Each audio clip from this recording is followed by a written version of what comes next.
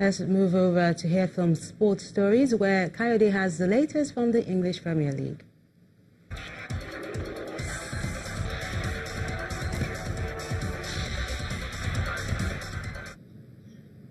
Thank you, Melinda. Welcome to Sports News. Manchester United came from 2 goals down against Newcastle at Old Trafford to secure a dramatic victory in the English Premier League. Goals from Juan Mata, Anthony Martial and Alexis Sanchez earned the precious 3 points for Jose Mourinho's men.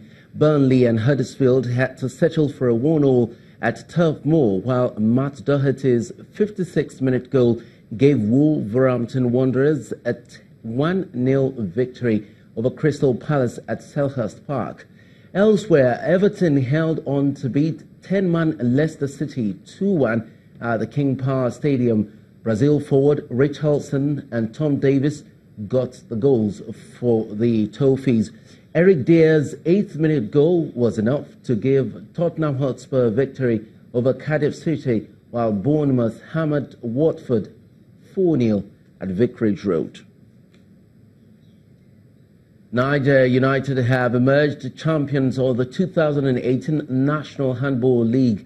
The Minna-based side defeated Owena Kings of Akure 35-23 points to clinch the title after an enthralling encounter at Mobolaji Johnson Sports Complex, Roe Park, here in Yaba, Lagos. Niger United maintained their lead from the first phase held in April in Abuja and will get 1 million naira for that victory.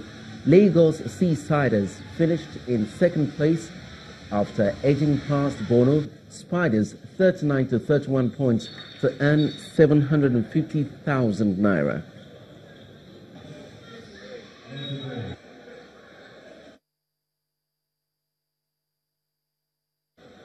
In other sports, unseeded Georgian Nicolas Basilashvili beat Britain's Carl Edmund 7-6 and 6-4 in the China Open semi-finals to set up a title clash with top seed Juan Martín del Potro. Edmund, who had beaten world number 34 Basilashvili in both their previous meetings, wasted the opportunity to claim the opening set after taking a 5-4 lead.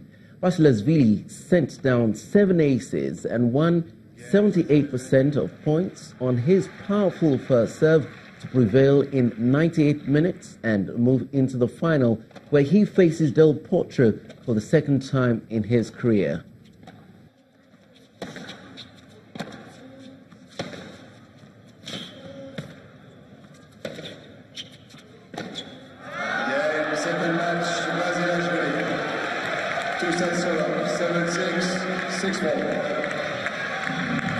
Sit on Sports News. Melinda is back in just a moment.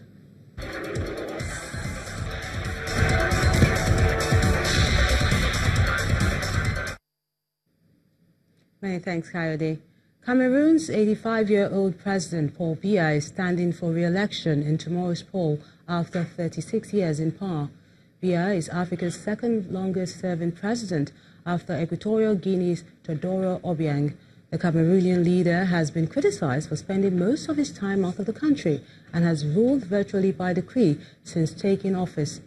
He scrapped term limits from the constitution in 2008, allowing him to run again.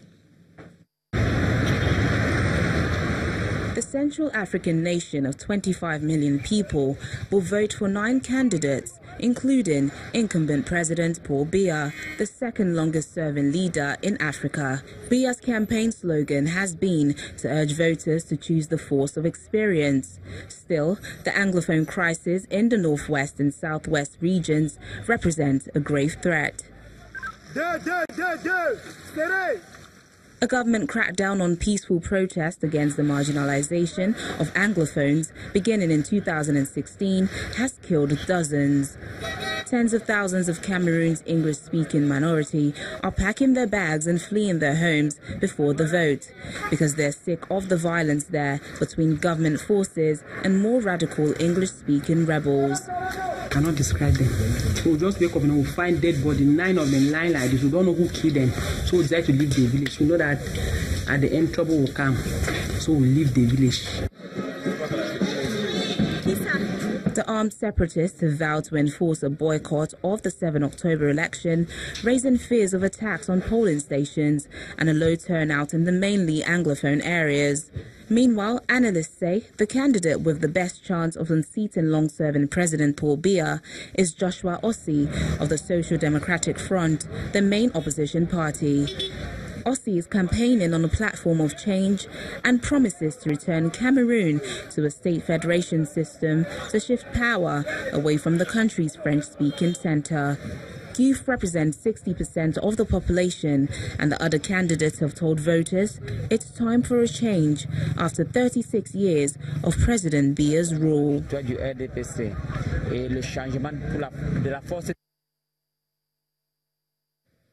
After weeks of debate, President Donald Trump's nominee for the Supreme Court, Brett Kavanaugh, has been confirmed with the U.S. Senate backing the nomination by 50 to 48 votes.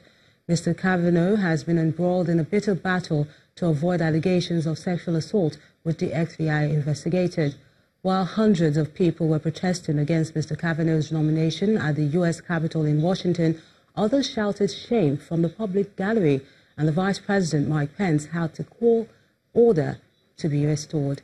Mr. Kavanaugh's appointment is for life, and he will strengthen conservative control of the 9-judge court, which has the final say on U.S. law. The President of the European Commission says the chance of the EU and UK agreeing on a Brexit deal has grown in the last few days. Jean-Claude Juncker told the Austrian media that while he's not sure an agreement could be reached this month, a November deal is looking feasible. The Foreign Office Minister, Sir Alan Duncan, also expressed optimism that a settlement could be reached before December. The UK is due to leave the EU on March the 29th, 2019, but there is still no agreement on some issues, including how to avoid new checks on the Irish border.